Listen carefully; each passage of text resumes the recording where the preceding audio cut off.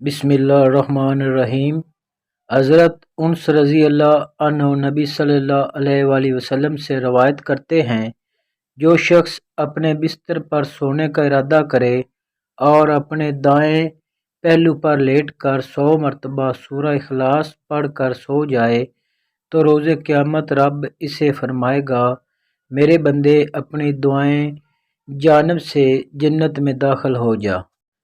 حضرت ابو ہریرہ رضی اللہ عنہ سے روایت ہے کہ نبی صلی اللہ علیہ وآلہ وسلم نے ایک آدمی کو سورہ اخلاص پڑھتے ہوئے سنا تو فرمایا، واجب ہوگی۔ میں نے عرض کیا، کیا واجب ہوگی؟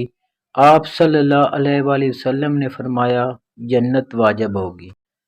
حضرت فروہ بن نوفل رحمۃ اللہ علیہ اپنے والد سے روایت کرتے ہیں کہ انہوں نے عرض کیا، اللہ کے رسول، مجھے کوئی ایسی چیز سکھائیں کہ جب میں بستر پر لیٹوں تو اسے پڑھ لیا کروں۔ آپ صلی اللہ علیہ وآلہ وسلم نے فرمایا، سورہ الکافرون پڑھا کرو، کیونکہ وہ شرک سے برات اور توحید کا اعلان ہے۔ مشکوٰۃ المصائب، حدیث نمبر 2161۔